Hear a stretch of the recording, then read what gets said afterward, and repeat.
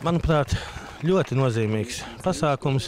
Šonedēļ tika vai nu uzsākts, vai zināms ceļa gabaliņš jau noiets, atklāts motoru muzejs Bauskā, CSDD motoru muzejs un, kā saka, satiksmes ministrijas kopdarbības un kopeksistences rezultāts.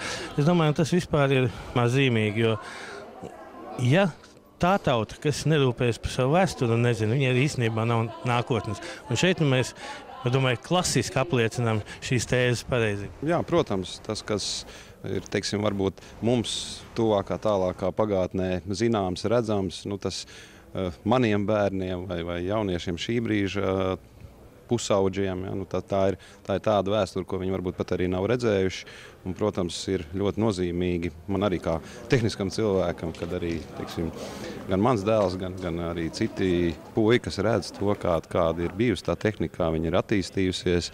Un katrā ziņā tas ir nozīmīgs panākums. Ceļu satiksmes drošības direkcijai ir motoru muzeja kopā sadarbībā ar Bauskas filiāli par šo jauno veidolu. Tā es gribētu teikt, jaunā skatījumā iespēju dot arī citiem cilvēkiem apskatīt to mūsu vēstures mantojumu, kāds viņš ir bijis. Un, jānovēl muzejam, lai tikai pēc iespējas vairāk apmeklētāji. Teiksim, kaut jau mēs uzmetam acu šito te rindu. Ja. Viena daļa no šiem autiņiem, kas saka, pat pats es braucu, pat to smago. Ar visiem pāriem, un Latvija tāpat. Tādu es vecam tēvam pa lauku vizinājies līdz kā puišals būdams. Ar to bobiku. Tepat aiz muguras atkal ir iekārta, kuru ne jūs neesat neredzējis, nedarbinājis. Ja? Tad tā jau ir tas laiks, par ko mēs, kā saka, varam stādīt. Mēs vairs nezinām. Jā, mēs nezinām. Un Latvijā vēl ar ko ir milzīgi veicies. Mums ir fantastiski vīri, kas restaurē automobīļus. Protams, tie vīri man vienmēr ir bijuši vai izauguši abrīnas vērtu, kad var no nekā uztaisīt vai atjaunot, pareizāk sakot, atpakaļ mašīnu, braucošu, rūcošu, zelta rokas vīriem.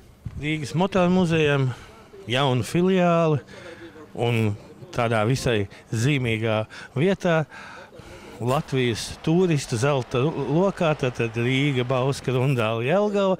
Un tieši pa vidam ir motoru muzeja pirmā lielā ārā Rīgas filiāla. Jāsaka, ka mēs esam ievērojuši arī vēsturiskās tradīcijas, jo šajā reģionā ir ne tikai daudz interesanti kultūras vēsturiski objekti, bet arī šajā pusē cilvēki ļoti mīl automobīļus, un šeit ir arī ļoti daudz automobīļu kolekcionāri.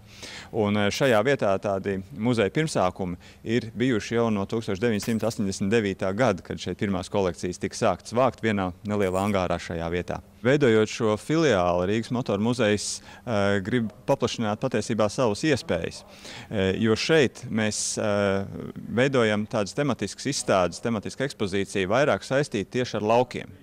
Rīgas motoru muzejs iet ārā no Rīgas, iet uz laukiem, tāpat kā pilsētnieki kādreiz agrākos laikos devās lauku izbraukumos, un ko viņi redzēja? Viņi redzēja lauksaimniecības mašīnas, viņi redzēja kuģmašīnas, cilvēks, kas strādā uz laukiem.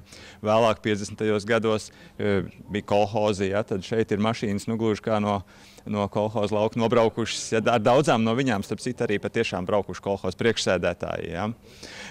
Un savukārt otrā zālē šeit var vērot tās automašīnas, ar kurām tie pilsētnieki uz tiem laukiem brauca. Ja, tur ir tādas pietiekoši lepnas automašīnas, jau kabrioleti, un es domāju, ka tas kopā dod tādu interesantu noskaņu. Šeit šajās telpās būs ne tikai muzejs, ne tikai ekspozīcija, kurā var aplūkot automobīļus, bet mēs viņu gribam veidot arī kā tādu reģionālu, izglītojošu kultūras centru.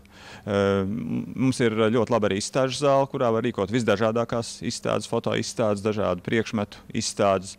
Ir konferenču zāle, kur mēs arī piedāvājam dažādu semināru, pasākumu organizēšanai. Un, protams, kā vienmēr, motoru muzejs ļoti aktīvi strādās ar bērniem un jauniešiem. Gan satiksmes drošības jomā, gan strādās, lai radītu interesi par inženieru zinātnēm, par tehniku, kas mums šobrīd tik ļoti pietrūkst. Tātad tas būs tāds izglītojošs kultūras centrs, ne tikai izstāde.